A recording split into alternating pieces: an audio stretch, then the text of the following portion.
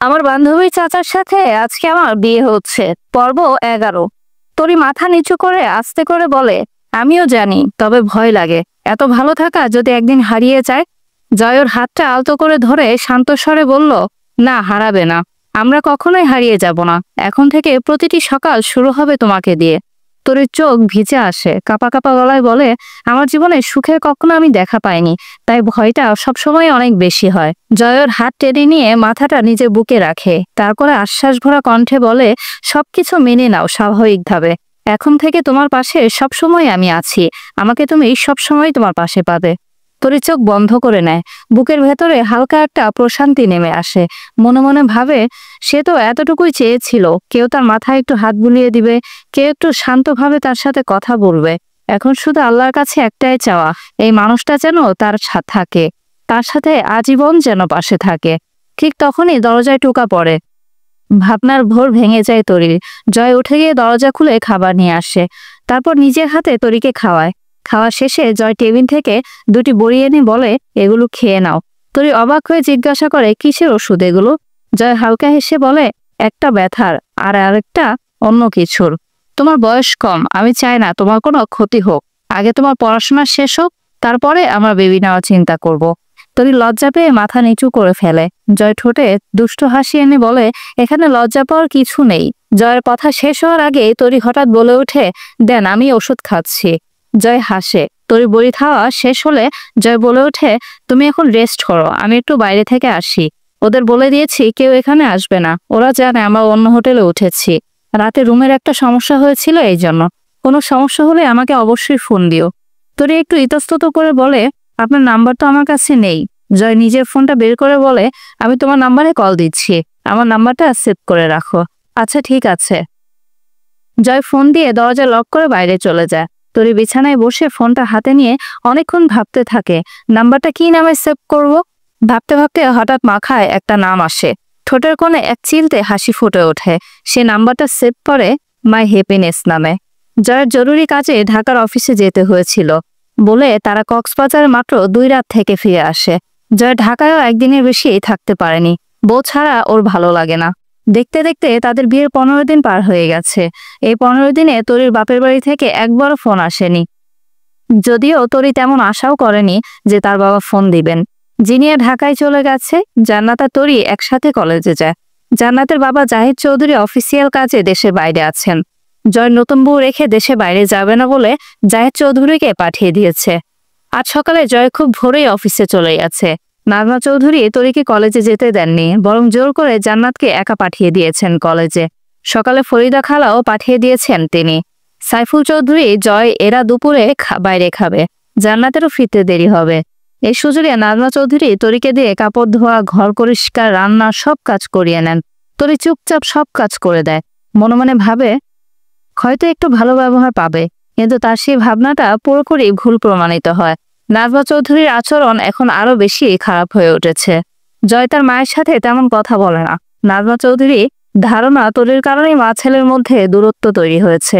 দুপুরে তিনি তরিকে একবারও খাওয়ার কথা বলেননি। নিজের মতো খেয়ে সবকিছু গুছিয়ে রেখে রুমে চলে যায়। বাড়িতে যখন মাত্র 2 জন মানুষ, তরি খেতে না বললে সে একা কিভাবে খায়। কাজ শেষ করতে করতে দুপুর গড়িয়ে যায়। সবকিছু গুছিয়ে তরি চুপচাপ গোসল করে শুয়ে পড়ে। আসরের আজান হলে আবার উঠে নামাজ পড়ে, তারপর আবার শুয়ে যায়। মাগরিবের দিকে জয় অফিস থেকে ফিরে রুমে ঢুকে দেখে তরি ঘুমাচ্ছে। সে একটু অবাক হয়, কারণ এই বাড়িতে আসার পর থেকে এই সময় তরিকে কখনো ঘুমাতে দেখেনি। মুখটা কেমন শুকনো লাগছে, ক্লান্ত দেখাচ্ছে। জয় নিঃশব্দে তরির পাশে বসে তার মুখের দিকে তাকিয়ে থাকে কিছুক্ষণ, তারপর আস্তে করে কপালের গালে চুমু খেয়ে উঠে দাঁড়ায়। ওয়াশরুমের দিকে যেতে যেতে রুমের লাইটটা জ্বালিয়ে দেয়, মনের ভেতর এক অদ্ভুত অস্থিরতা নিয়ে। রাতের বেলা সবাই একসাথে খেতে বসেছে। জয় যখন খেতে বসলো, তরির বাধ্যতামূলক তার পাশে বসতে হবে। এই ব্যাপারে নাজমা চৌধুরী কখনো কিছু বলেন না, বলার সাহসও নেই। খেতে খেতে জয় হঠাৎ বলল, জান্নাত, তরি, তোমরা কাল থেকে আমার সঙ্গে কলেজে যাবে।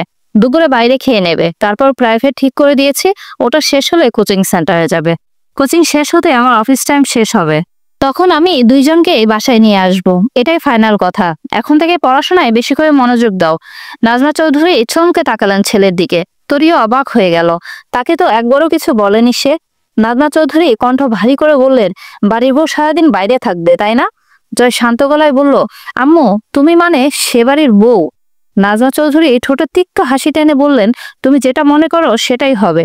জয় কিছুটা থেমে বলল, আমি মনে করি আমি না থাকলে আমার বউটা স্বামী ছাড়া এতিমের মতো হয়ে থাকে এই বাড়িতে, তাই আমি যতক্ষণ বাইরে থাকবো সেও আমার সঙ্গে বাইরে থাকবে। নাজমা চৌধুরী চোখ সরু করে বললেন, তোমার বউকে তুমি প্রোটেক্ট করছো তাই না? জয় মুখ তুলে মায়ের দিকে তাকিয়ে জবাব দিল, কেন আম্মু, তুমি কি এমন করছো আমার বউয়ের সঙ্গে যে আমাকে প্রোটেক্ট করতে হবে আমার বউকে? নাজমা চৌধুরীর মুখ থমথমে হয়ে গেল। কিছুক্ষণ চুপ থেকে কাপা গলায় বললেন, তোমার বউ তুমি যা ইচ্ছা তাই করো, এসব ন্যাকামো আমার একদম ভালো লাগে না, এই বাড়িতে এসব ন্যাকামো একদম চলবে না। জয় ঠান্ডা স্বরে বলল, আমি এখানে নাচ গান করতেছি না যে তোমার ভালো লাগতে হবে বা ন্যাকামো মনে হচ্ছে তোমার। নাজমা চৌধুরীর অগ্নি দৃষ্টি দিয়ে তাকালেন তরির দিকে। তরির সঙ্গে সঙ্গে মাথা নিচু করে ফেললো। জয় সে দৃশ্য দেখে ঠোঁটে একটুখানি বাঁকা হাসি ফুটিয়ে তুলল। কিছুক্ষণ আগের ঘটনা, জয় যখন অফিস থেকে ফিরছিল তখনই কয়েকবার তরির ফোনে কল দিয়েছিল, কিন্তু তরি ঘুমিয়ে থাকায় ধরেনি। তখন জয় জান্নাতের ফোনে কল দেয়, তোমরা কবে বাসায় ফিরলে? জান্নাত জবাব দেয়, দুপুরে চাচ্চু, তরিকে আজ কলেজে যেতে দেয়নি দাদিমা। এ কথা শুনে জয়ের আর বুঝতে বাকি রাখেনি বাড়িতে কি ঘটেছে। ফোন কেটে সে সাথে সাথে ফরিদা খালাকে ফোন দেয়। ফরিদা খালা জানায়, সকালে রাজমা চৌধুরী আমাকে পাঠিয়ে দিয়েছেন। এরপর থেকেই জয় সিদ্ধান্ত নেয় তার বউকে আর এই বাড়িতে একা রেখে কখনোই যাবে না। যতক্ষণ সে বাইরে থাকবে ততক্ষণ তরিও বাইরে থাকবে। সিরাজ চৌধুরী চুপ করে সব কথা শুনছিলেন। শেষে তিনি ধীর গলায় বললেন, আমারও মনে হয় ওদের পড়াশোনায় মনোযোগ দেওয়া দরকার। জয় তুমি ওদের সর্বোচ্চ সহযোগিতা করো, বাকি সব আল্লাহর হাতে।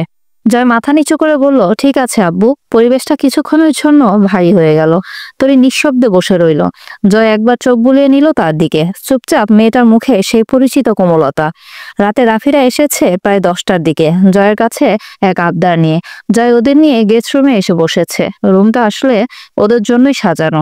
রাফি একটু লাজুক ভঙ্গিতে বলল, জয় আমার বিয়ে করা লাগবে। জয় ভ্রু কুঁচকে হেসে বলল, তুই বিয়ে করবি, এখানে আমার কাজটা কি?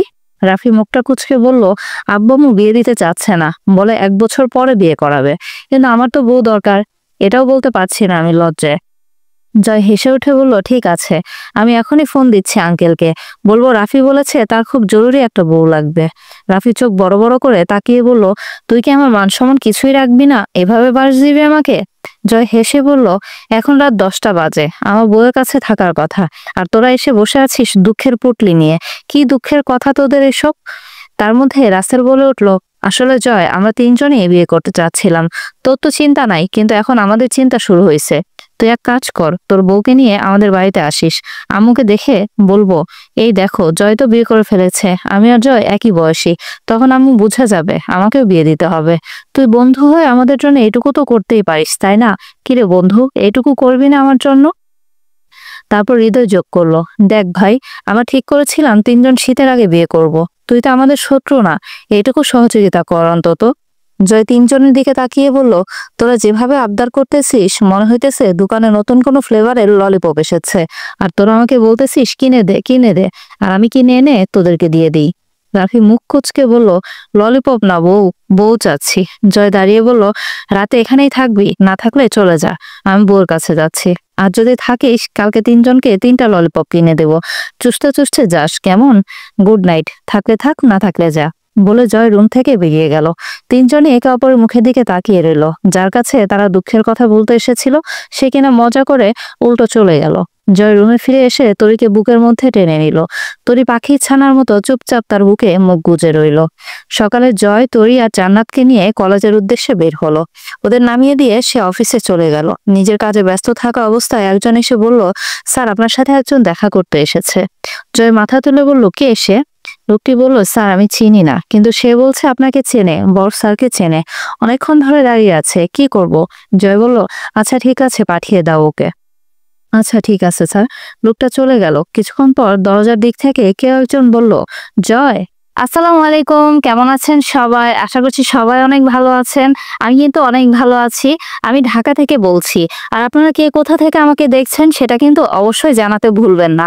আর আমি একটা সিদ্ধান্ত নিয়েছি, সেটা আপনাদেরকে জানাতে চাচ্ছি। আমার এই গল্পটা আপনাদের খুব ভালো লাগছে, আমি সেটা আপনাদের সাপোর্ট দেখেই বুঝতে পারছি।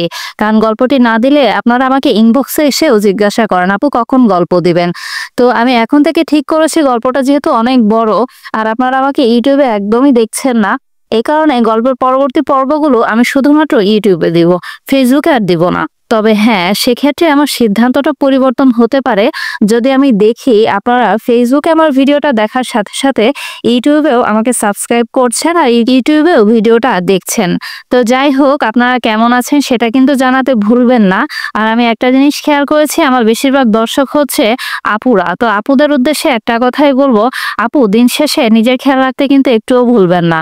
বাচ্চার খেয়াল রাখেন, পরিবারের সবার খেয়াল রাখেন, নিজের জন্য একটু সময় বের করবেন, একটু সময় বের করে আয়নার সামনে দাঁড়াবেন, একটু খাওয়া দাওয়াটা ঠিক মতো করবেন।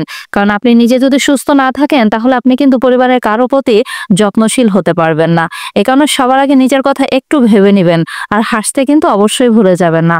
আর ভাইয়াদের উদ্দেশ্যে আরেকটা কথা, আপনারা সারাদিন পরিশ্রম করেন, সারাদিন যত কষ্টই করেন সেটা কিন্তু পরিবারের জন্যই করেন। এখন আপনি নিজেদের যদি সুস্থ না থাকেন তাহলে তো পরিবারের মানুষদের খেয়াল রাখতে পারবেন না। এই কারণে একটুখানি কষ্ট হলেও নিজের প্রতি অবশ্যই যত্নবান হবেন, নিজের প্রতি যত্নবান হবেন। আর বেশি বেশি করে আমার ভিডিওগুলো দেখবেন, শেয়ার করবেন, ফলো দিবেন। আর ইউটিউবে অবশ্যই সাবস্ক্রাইব করতে ভুলবেন না। ধন্যবাদ সবাইকে। অবশ্যই বেশি বেশি করে ভালো থাকবেন, আর অবশ্যই অনেক বেশি বেশি করে ভালো ভালো কমেন্টস করবেন আমার সাথে যুক্ত থাকার জন্য। ধন্যবাদ। যারা কমেন্টস করছেন না তাদেরকেও অনেক বেশি ধন্যবাদ, আর যারা খারাপ কমেন্টস করছেন অনেক ধন্যবাদ।